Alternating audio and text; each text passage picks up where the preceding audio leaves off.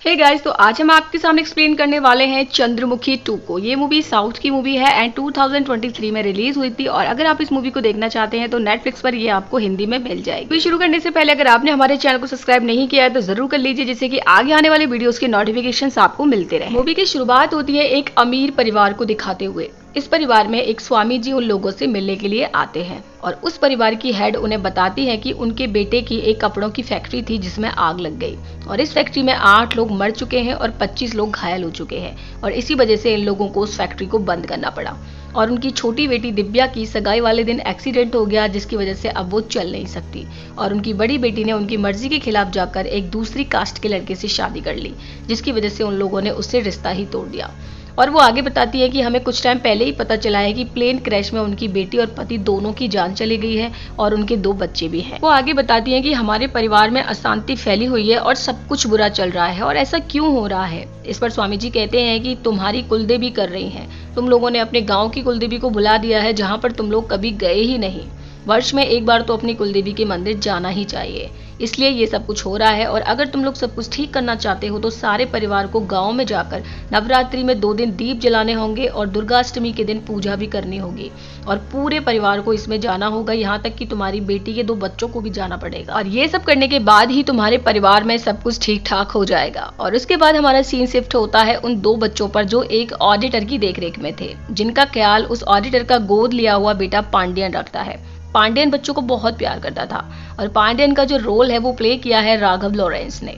अब हम देखते हैं कि सारा परिवार बच्चों सहित गांव आ जाता है, जहां हमें एक बड़ा ही शानदार महल दिखाया जाता है और उसके बाद हम इस महल के मालिक को देखते हैं जिसका नाम होता है ओटीपी। और ओटीपी इस महल से काफी परेशान होता है, वो हमेशा उस महल को बेचने की फिराक में रहता है। ओटीपी सबका महल में स्वागत करता है और थोड़ी देर के बाद परिवार के सभी लोगों को बताता है कि वो लोग कहीं भी रह सकते हैं, कहीं भी जा सकते हैं, पूरे महल में कहीं भी घूम सकते हैं, बस उन्हें केवल दक्षिणी हिस्से में नहीं जाना है क्योंकि वहां पर अभी काम नहीं हुआ है, इसलिए दक्षिणी हिस्से से सब दूर रहेंगे। उसके बाद रात हो जाती है और उनकी छोटी बेटी उस दक्षिणी हिस्से में चले जाती है जहां पर उसे एक औरत के गाने की आवाज सुनाई देती है और वो काफी डर जाती है और तुरंत वहां से वापस आ जाती है और सो जाती है।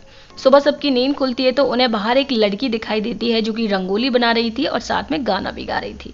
उससे पूछा जाता है कि तुम कौन हो। इस पर वो लड़की कहती है कि मेरा नाम लक्ष्मी है और मैं इस महल के पीछे ही रहती हूँ। उसके बाद लक्ष्मी अपने घर वापस आ जाती है और अपने पिता से कहती है कि मेरी एक ही इच्छा है कि मैं इस महल को अंदर से कब देखूं, एक दिन तो मैं ऐसा करके ही रहूंगी। तो यहाँ हमें पता चलता है कि लक्ष्मी ने उस महल को अंदर से नहीं देखा है और बस वो उस महल को अंदर से एक बार देखना चाहती है। उसके बाद परिवार के सभी लोग कुलदेवी के मंदिर जाते हैं और उन्हें देखकर गांव के लोग आपस में बातें बनाने लगते हैं और वो लोग आपस में बात कर रहे थे कि ये लोग वही हैं जो महल के अंदर रहने के लिए आए हैं। इसका मतलब ये है कि ये सारे के सारे अब मरने वाले हैं। अब यहाँ पर हमें पता चलता है कि उस गांव में उस महल को लेकर काफी कहानियां फेमस थी, यानी कि गांव में माना जाता कि जो महल है वो एक भूतिया महल है। खैर, हमारा सीन अब शिफ्ट हो जाता है उस परिवार की तरफ। वो लोग मंदिर की तरफ जा रहे थे कि तभी वहां पर एक अघोरी बाबा आ जाते हैं जो काफी भयानक दिख रहे थे और वो कहने लगते हैं कि तुम लोगों ने यहाँ पर आने में देर कर दी, वो नहीं आया, वो नहीं आया, वो नहीं आएगा तब तक कुछ भी ठीक नहीं होगा। तो दोस्तों, ये वो कौन है ये हमें इस मूवी में आगे पता चलेगा। ये कहकर वो अघोरी बाबा वहां से चले जाते हैं और उन लोगों को उनकी बातें समझ ही नहीं आ रही थी।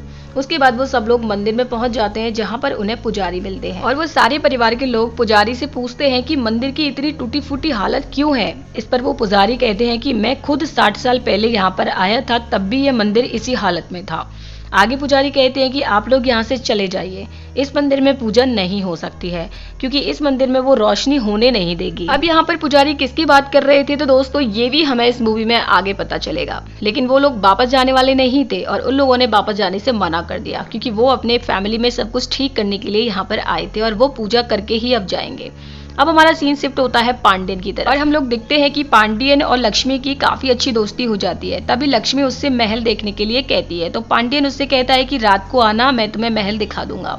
रात में पांडियन और लक्ष्मी महल को देखने के लिए महल के दक्षिणी एरिया में चले जाते हैं जहाँ उन्हें कमरे का बंद दरवाजा दिखता है जिस पर त्रिशूल लगा हुआ था। तभी उन्हें किसी औरत के गाने की आवाज अंदर से आने लगती है। आवाज सुनकर लक्ष्मी काफी डर जाती है और वो दोनों वहाँ से निकल जाते हैं। खैर अब सुबह हो जाती है और अगले दिन मंदिर की सफाई करवाने के लिए इस परिवार के लोग एक आदमी को बुलाते हैं जिसने इस घर में पहले पेंटिंग का काम भी किया था। अब ये आदमी इन लोगों को बताता है कि एक बार इस घर में मैं पेंटिंग का काम कर रहा था, तभी मैंने इस महल के दक्षिणी भाग में किसी की शैडो यानी परछाई देखी थी। आगे वो बताने वाला होता है कि ओटीपी उसे रोक देता है क्योंकि वो इस फैमिली को इस महल को बेचने के चक्कर में था और वो इनसे सच छुपाना चाहता था और इस परिवार को भी ये महल काफी पसंद आ रहा था। अब रात हो जाती है और इस परिवार की छोटी बेटी फिर से इस महल के दक्षिणी एरिया में चली जाती है और उसे वहां पर एक कमरा दिखाई देता है और वो उस कमरे के अंदर चली जाती है जो काफी गंदा था। इस कमरे के अंदर उसे एक घुंघरू पड़ा मिलता है और उसके ऊपर गुलाल लगा हुआ था। जैसे ही वो लड़की इस घुंघरू के ऊपर से गुलाल हटाने के लिए फूंक मारती है तभी उसमें से एक हवासी निकलती है और सामने एक पोर्ट्रेट में चली जाती है। यानी हम कह सकते हैं कि वो आत्मा निकली थी और एक पोर्ट्रेट में चली गई थी और ये पोर्ट्रेट किसी और का नहीं बल्कि चंद्रमुखी का था। अब ये चंद्रमुखी कौन है इसका भी हमें आगे पता चलेगा। तभी हम उस कमरे में एक आधे जले हुए पुतले को देखते हैं और उस लड़की की नजर उस पुतले पर चली जाती है और उस पुतले को देखकर वो लड़की काफी डर जाती है और जोर से चिल्लाने लगती है और वहां से भाग जाती है। उसकी चीख की आवाज सुनकर परिवार के सारे लोग जग जाते हैं और वो बाहर आ जाते हैं। तभी हम देखते हैं कि महल के जस्ट सामने उसकी केयर टेकर का घर था। केयर टेकर यानी उस महल की देखभाल करने वाली एक महिला जो सालों पहले उसको पैरालाइज हो गया था क्योंकि एक दिन महल की सफाई करते समय उसने कुछ ऐसा देखा था कि वो फिर दोबारा उठी ही नहीं, यानी कि तभी से वो पैरालाइज थी और 8 सालों के बाद वो भी बहुत तेज चिल्लाई थी। खैर अब हमारा सीन शिफ्ट हो जाता है उस परिवार के 2 बच्चों की तरफ जो काफी डर जाते हैं और वो अपनी नानी के पास जाकर के सो जाते हैं। यहाँ हमें पता चलता है कि फैमिली के लोग उन बच्चों को पसंद नहीं करते थे क्योंकि वो उनकी बड़ी बेटी के बच्चे थे जिसने उनकी मर्जी के खिलाफ जाके किसी लड़के से शादी कर ली थी। फाइनली पांड्यन परिवार के लोगों को समझाता है और कहता है कि इसमें बच्चों का क्या कसूर।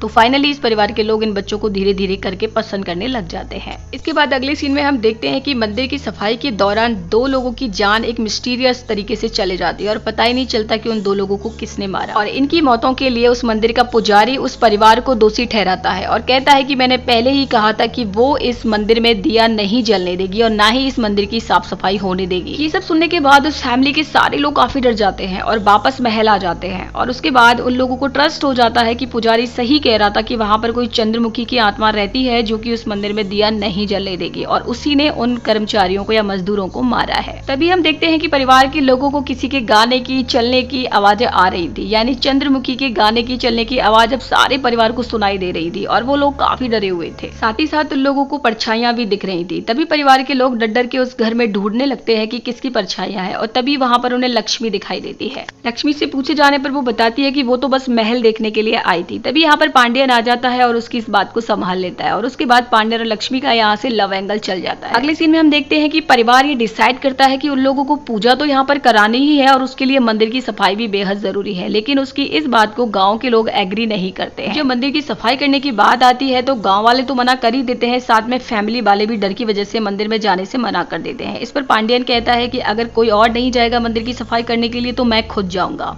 और पांड्यन का कहना था कि उन 2 मजदूरों की मौत एक हादसे की वजह से हुई है, ना कि किसी आत्मा की वजह से। और आखिर में जब कोई भी मंदिर जाने के लिए तैयार नहीं होता है तो पांड्यन खुद उस मंदिर की सफाई करने के लिए चला जाता है और अचानक से एक हादसे के तहत उस मंदिर में आग लग जाती है। अब जैसे ही आग लगती है तो आग की जो रोशनी होती है वो मंदिर के अंदर चले जाती है और जैसे ही आग की रोशनी मंदिर के अंदर जाती है तो वहां पर जो चंद्रमुखी होती है वो तड़पने लगती है, रोने लगती है और चिल्लाने लगती है और कहने लगती है कि किसी ने इस मंदिर का दरवाजा खोल दिया है और मैं अब उन लोगों को नहीं छोड़ूंगी। तभी वहां पर वो अघोरी बाबा आ जाते हैं और पांड्यन से फिर से मिलते हैं और पांड्यन से कहते हैं कि आखिरकार उसने मंदिर के अंदर रोशनी कर ही दी और वही ऐसा कर सकता था। अगर किसी और ने उसके अलावा ये किया होता तो मारा जाता, क्योंकि वो भी उसी नक्षत्र और सेम राशि में पैदा हुआ है जिसमें राजा वैक्टियन पैदा हुआ था। अब ये वैक्टियन कौन है ये भी हमें अब आगे पता चलने ही वाला है। आगे वो बाबा कहते हैं कि केवल वही है जो यहाँ पर हो रही अनहोनी को रोक सकता है, लेकिन इसमें उसकी जान को भी खतरा हो सकता है। दूसरी तरफ हम देखते हैं कि महल में जो परिवार रह रहा था उसमें किसी की बॉडी पे चंद्रमुखी की आत्मा ने कब्जा कर लिया है। अब यहाँ पर हमें ये भी पता चलता है कि घर में जो नाचने और गाने की आवाज आ रही थी वो केवल चंद्रमुखी की नहीं थी, बल्कि उसने उस परिवार के किसी सदस्य को अपने कब्जे में कर लिया था और उसी की वजह से ये सारी आवाजें आ रही। और इन सब के बाद परिवार के लोग उन्हीं स्वामी जी को घर पे बुलाते हैं जो हमने मूवी की शुरुआत में देखे थे। अब यहाँ पर ओटीपी भी सारी बातें स्वामी जी के लिए बताता है और बताता है कि पिछले 17 सालों से उसने उस कमरे को नहीं खोला है और न ही उसको साफ किया है। और उसके बाद स्वामी जी सारी फैमिली के साथ उसी कमरे के अंदर जाते हैं। और वहाँ पर एक पूजा करते हैं और परिवार की सभी लड़कियों को एक एक करके उस पूजा वाली जगह पर जाने के लिए कहते हैं। जैसे ही वो लड़की उस पूजा वाली जगह पर जाएगी तो उसके अंदर चंद्रमुखी की जो आत्मा है उसकी परछाई दिख जाएगी। अब उस जगह पर लक्ष्मी को भेजा जाता है, लेकिन लक्ष्मी डर की वजह से वहां जाने से मना कर रही थी, क्योंकि उसको लगता है कि दक्षिणी भाग में तो सबसे ज्यादा वही आई है। वो उस जगह पर जाने के लिए मना करती है, तो उसके जबरदस्ती पकड़ करके उस जगह पर ले जाया जाता है। लेकिन उसने उस परिवार की छोटी बेटी दिव्या की भी व्हील चेयर को पकड़ा हुआ था, जिसकी वजह से वो भी खिंच के उसके साथ उस जगह पर चली जाती है। यानी कि उस जगह पर रागिनी और दिव्या दोनों ही पहुंच जाते हैं। तभी उन सबको दिव्या के अंदर चंद्रमुखी की झलक दिखाई देने लगती है और वो सारे परिवार के लोगों को धमकी देने लगती है। हम देखते हैं कि उस कमरे में जो आधा जला हुआ पुतला खड़ा था वो भी अचानक से टूट जाता है और उसमें से एक आत्मा बाहर निकल जाती है। यानी कि अब बैटियन भी आने वाला था। सीधी सी बात है, चंद्रमुखी आ गई है तो अब बैटियन भी जरूर आएगा। और उसके बाद हमारा सीन शिफ्ट होता है। परिवार के सभी लोग दिव्या को सुला देते हैं और स्वामी जी और फैमिली के लोग आपस में बात करने लगते हैं। स्वामी जी बताते हैं कि दिव्या ने अपने गले में एक घुंघरू पहन रखा है, जिस वजह से उसे पजेशन हो गया है। अभी हमें इस मूवी में एक फ्लैशबैक दिखाया जाता है जिसमें दिव्या उस घुंघरू को अपने गले में पहन रही है, जिसकी वजह से आत्मा ने उसकी बॉडी पे कब्जा कर लिया। तभी हम लोग देखते हैं कि जो दिव्या पैरों से चल नहीं पाती थी, अचानक से वो चलने फिरने लगी थी और अच्छे से डांस भी कर रही थी। ये देखकर वो बहुत ही खुश हो रही थी। तभी स्वामी जी फैमिली वालों को मना कर देते हैं कि वो दिव्या को इस बारे में कुछ भी न बताएं,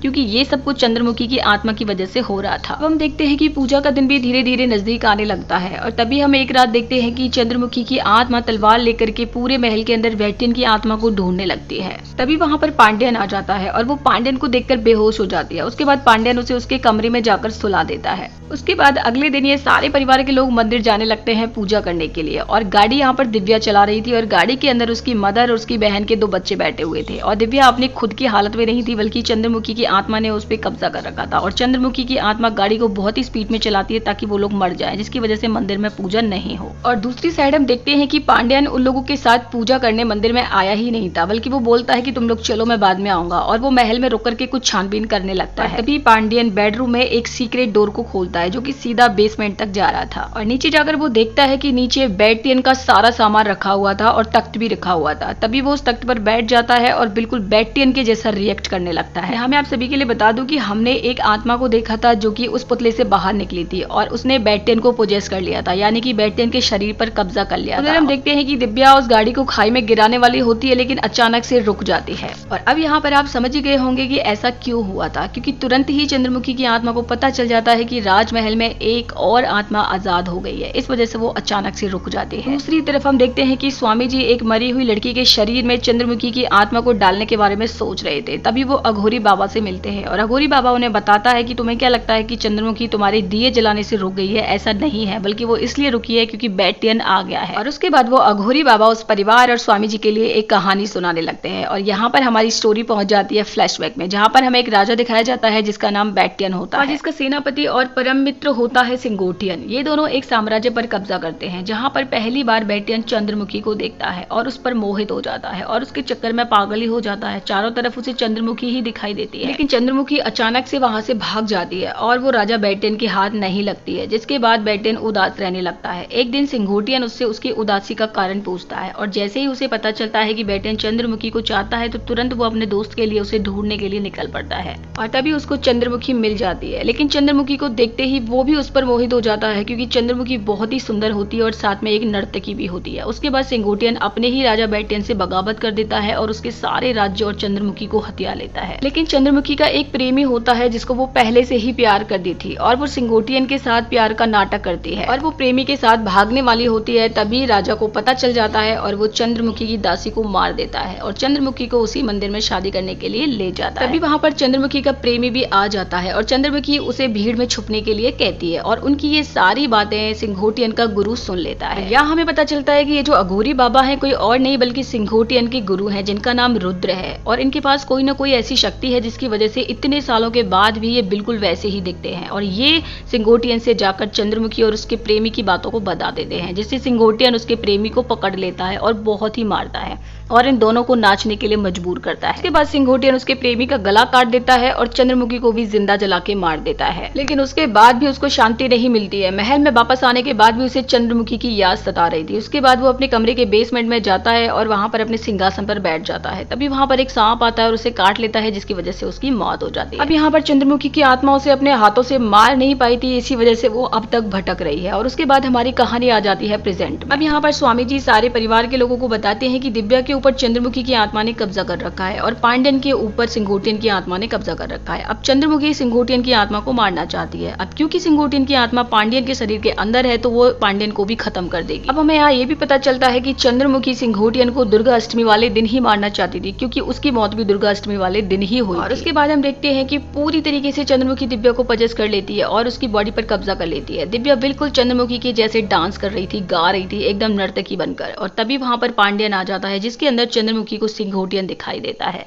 तभी उन दोनों में काफी तेज फाइट होने लगती है तलवार से। और तभी वहां पर पंडित जी एक सर्कल बना देते हैं। जैसे ही उसके अंदर पांड्यन आता है तो उसके अंदर से सिंघोटियन की आत्मा निकल जाती है, लेकिन वो फाइट करना बंद नहीं करता। अगर वो तलवार चलाना बंद कर देता तो चंद्रमुखी की आत्मा को पता चल जाता कि सिंघोटियन उसके शरीर में नहीं है और वो दिव्या को मार देती, यानी खुद को ही मार लेती। उसके साथ दिव्या भी मारी जाती। और अब ना चाहते हुए भी पांड्यन को सिंघोटियन बनने का नाटक करना पड़ता है और चंद्रमुखी की आत्मा से लड़ना पड़ता है। लड़ते लड़ते पांड्यन एक पर्दे के अंदर खुद को कवर कर लेता है। तभी चंद्रमुखी अपनी तलवार से उसका सर धड़ से अलग कर देती है। तभी वहां पर स्वामी जी आते हैं और चंद्रमुखी को फ्यूल देते हैं और कहते हैं कि तुम अपने दुश्मन को जला दो, तभी तुम्हारी आत्मा को शांति मिलेगी। और चंद्रमुखी बिल्कुल वैसा ही करती है। वो तेल डालती है और उसमें आग लगा देती है और उसको लगता है कि अब सिंघोटियन मर चुका है और वो हमेशा हमेशा के लिए दिव्या के शरीर को छोड़कर वहां से चले जाती है, यानी कि उसको मुक्ति मिल जाती है। अब दोस्तों कहानी खत्म नहीं हुई है, यहाँ पर खुलते हैं इस मूवी के सारे राज। दोस्तों यहाँ पर हमें पता चलता है कि उस पर्दे के अंदर पांड्यन नहीं था, बल्कि वो अघोरी बाबा थे। उनका मानना था कि उन्हीं ने सिंघोटियन को जाकर के चंद्रमुखी और उसके प्रेमी के बारे में बताया था, जिसकी वजह से उन दोनों की मौत हुई थी। जब तक चंद्रमुखी उन्हें नहीं मार देती है तब तक वो इस धरती पर ऐसे ही भटकते रहेंगे। इसलिए पहले ही उन्होंने पांड्यन के साथ डील कर ली थी और लड़ते वक्त पांड्यन छिप जाता है और अघोरी बाबा उस पर्दे के अंदर छिप जाते हैं, जिन्हें चंद्रमुखी अपनी तलवार से काट देती है और उनको भी इस धरती से मुक्ति मिल जाती है। और अगले सीन में हम देखते हैं कि पांड्यन लक्ष्मी और बच्चों के साथ अपने घर चला जाता है। उधर वो फैमिली भी खुशी खुशी अपने घर वापस लौट जाती है। दोस्तों इसी के साथ चंद्रमुखी पार्ट 2 खत्म हो जाता है। अगर आपको चंद्रमुखी पार्ट 1 देखना है तो आप मुझे कमेंट करके जरूर बताइए और साथ में मुझे ये भी बताइए कि आपको ये मूवी कैसी लगी। तो मिलते हैं नई वीडियो में नई मूवी के साथ, तब तक के लिए बाय बाय।